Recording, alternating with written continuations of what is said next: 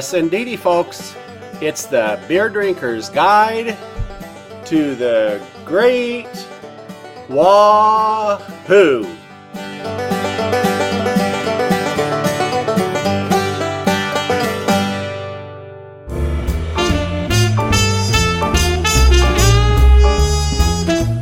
And now, another exciting adventure checking out an SOB. It's another Sights of Boise. Today's Sights of Boise comes to us from the wonderful time of the year called the holidays. In fact, this vision of loveliness and celebration comes to us from Christmas Eve Day. Very specifically, this episode of Sights of Boise comes from this little corner of a roofline.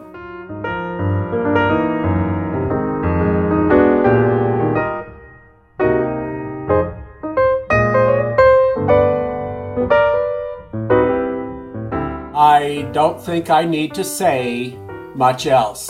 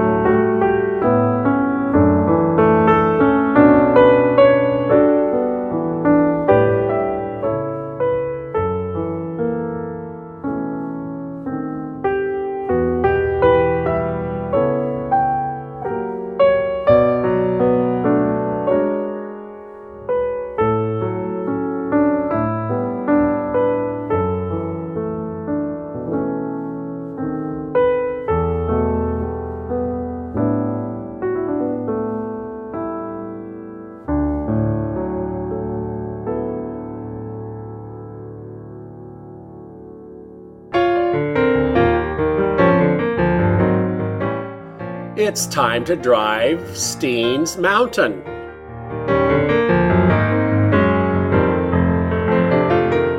Good old Oregon. It's known for the Willamette Valley and the coast.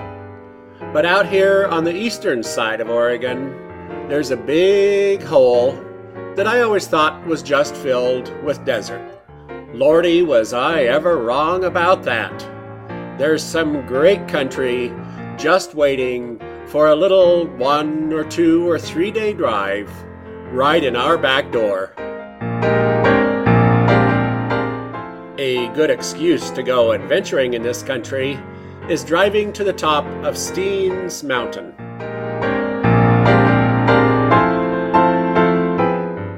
These Steens Mountains are the ones that you see off to the west as you drive from Winnemucca to Jordan Valley. Getting to the top of Steens Mountain itself can be rather difficult because of snow. For that reason, I decided to go in July of the year 2008.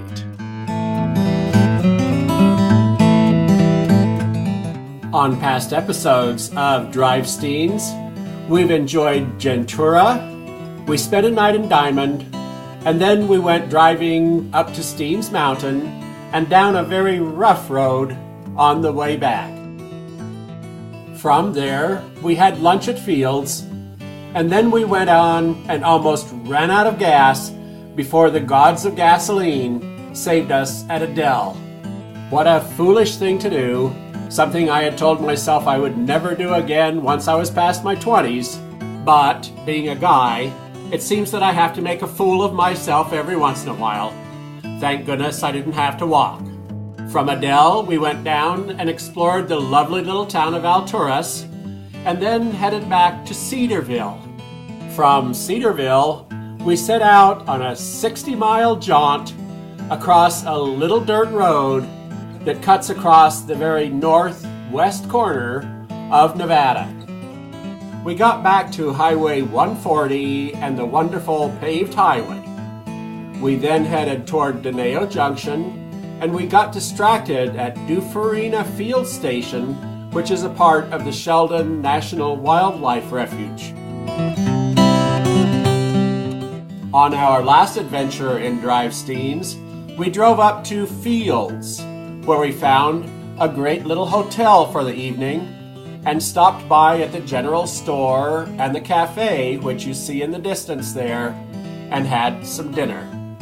Walking around Fields that evening, we got ourselves introduced to Bill, who says that he is 76, darn it, and keeps one of the neatest little places in Fields. In the evening, we sat out front of the hotel and chatted with Bob, who's a prospector and was out running around this countryside looking for opals. While we were talking with Bob, Jake and Sally came by on their ATV, and we enjoyed watching Jake's dog chew on sticks. Apparently, Jake's dog chewing on sticks and making a mess of the lawn is one of the banes of the Fields Hotel.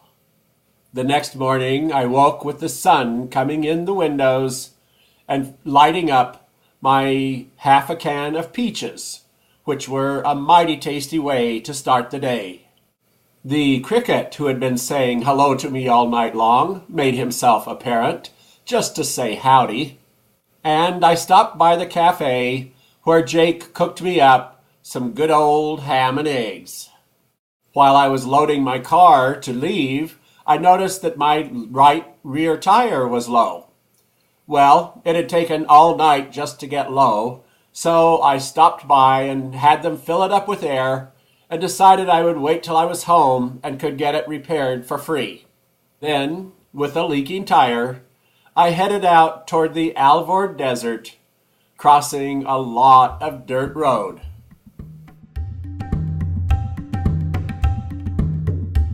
The dirt road that goes by the Alvord Desert goes on the east side of Steens Mountain. And as we left Fields, we had a perfect picture of Steens Mountain.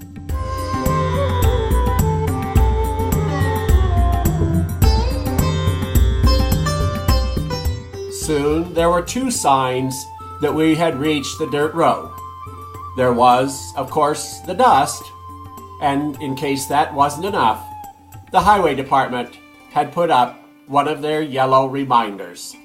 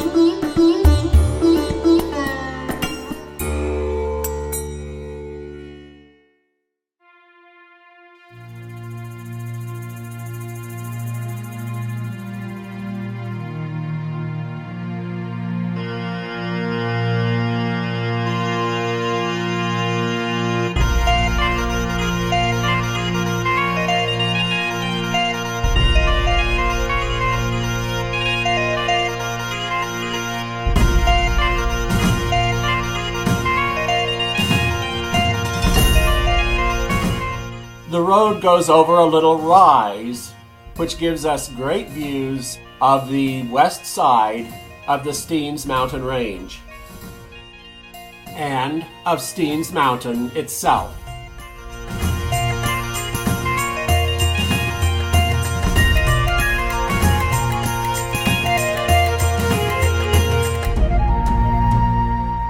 As we come over that little rise, we get our first views of the Alvord Desert.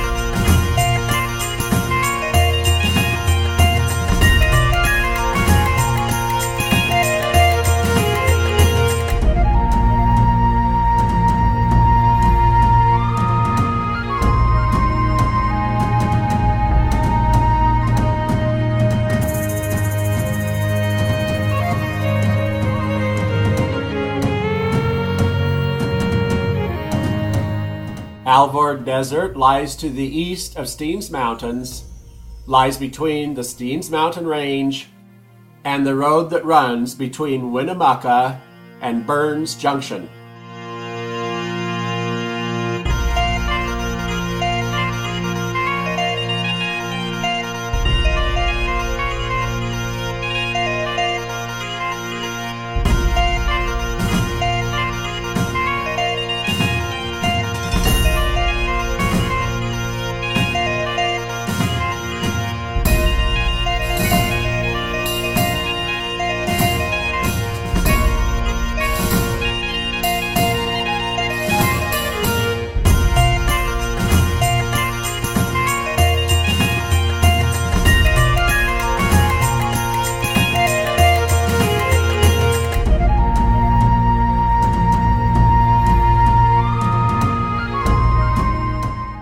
The Steens Mountain Range is a 30-mile fault block that has been forced into the air from internal pressures in the earth.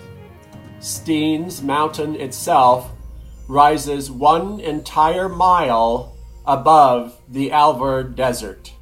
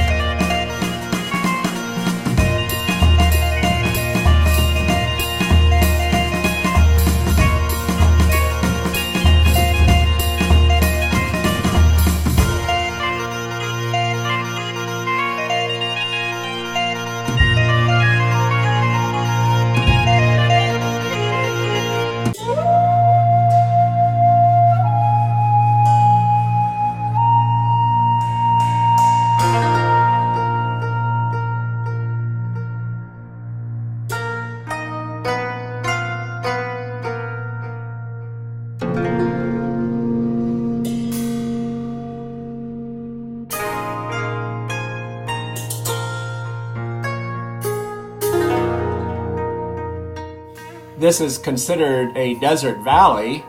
However, I was going through on the 10th of July, and it turns out that once we were north of the Alvord Desert, the valley itself was still fairly green with the spring runoff.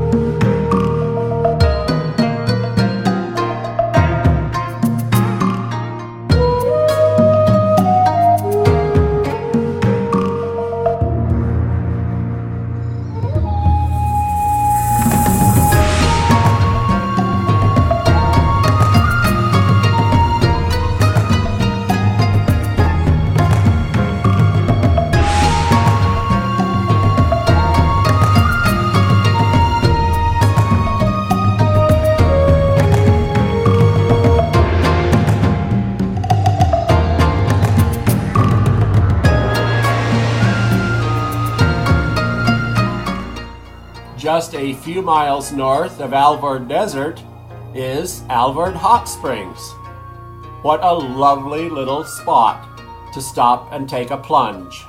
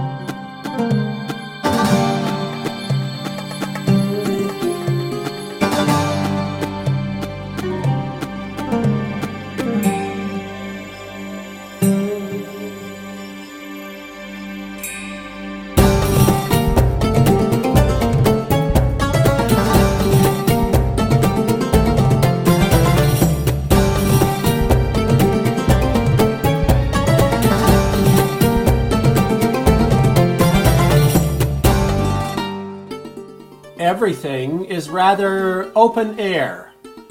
The dressing rooms are particularly accommodating.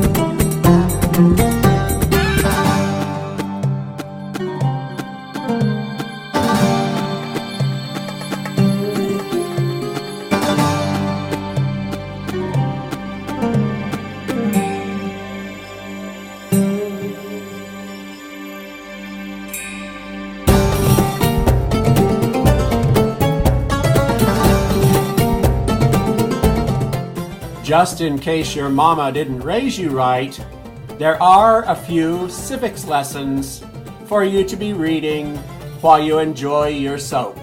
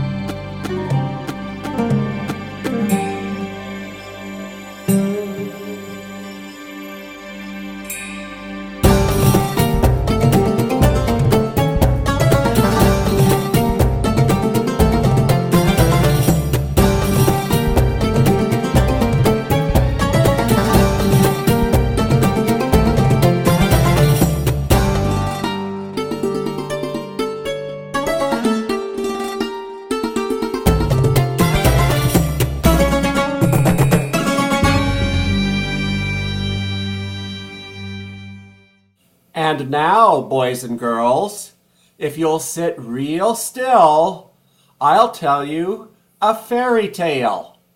Are you all settled down and ready for this wonderful story? Well, here it is. Once upon a time, in a land far, far away, there was a potentate who thought he was important. This potentate had himself a real fancy mansion up on the top of the hill. This fancy mansion was pretty nice, but every once in a while people would come snooping around. So the potentate decided that he wanted to build a fence around it. When he decided that, he sent for his master fence builder and overall caretaker of the mansion. The caretaker of the mansion was very busy with other things, so he set out to have a contractor build the fence around the mansion. Now, there are some potentates who think that we should give out contracts without any bids because we can just trust whoever says they'll do the job. But the potentate of this land far, far away told his foreman, we want to get some bids before we decide who builds the fence. So the supervisor sent out through all the land an announcement that he was looking for bids on building the fence. The first person who came along to offer a bid was Jake. Jake says, well now, that's a pretty big fence you want to have built there. I'm thinking that it'll take me about $1,000 to build that there fence. Actually, the supervisor was not too surprised at that. He was thinking that the fence probably was worth about $1,000. But he went ahead and talked to the second contractor. The second contractor was a little more methodical than Jake had been. He drew up some plans and he did some figuring and he called up some parts people. And then he said, I can build that fence for $700. Well, $700 sounded like a real deal to the supervisor. And he went and talked to the potentate and said, you know, why don't we just hire this guy right now and get the job done? But the potentate reminded him, we've decided we're going to have 3 bids, and we have one other guy waiting in the wings to bid. So why don't you go back and talk to him? It turned out the other guy's name was Mel. Mel was a pretty spiffy-looking guy, and the supervisor took to him right off and was thinking, you know, I wouldn't mind working with this guy. Mel walked around the perimeter and stubbed his toe on a few rocks and kicked at a couple boulders, and he finally came back and he says, "Well, I can build that fence there for $2,700. The supervisor said, $2,700? Well, that's ridiculous. I got one bid for $1,000 and another bid for $700. Why on earth would you bid it for $2,700? Where's all that money going to go?" Mel said, "Well, it's easy. $1,000 for you, $1,000 for me, and I'll hire the second guy to build the fence."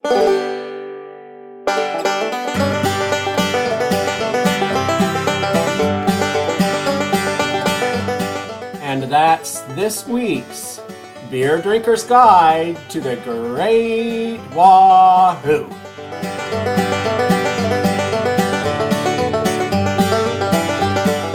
Thanks for watching.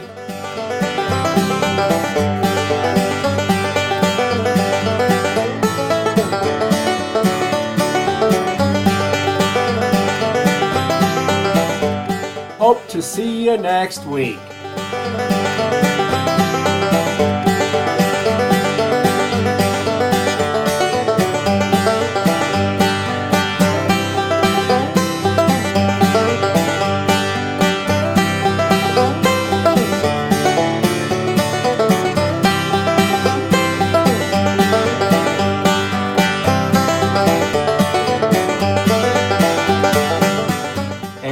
In the meantime, keep celebrating the Great Wahoo!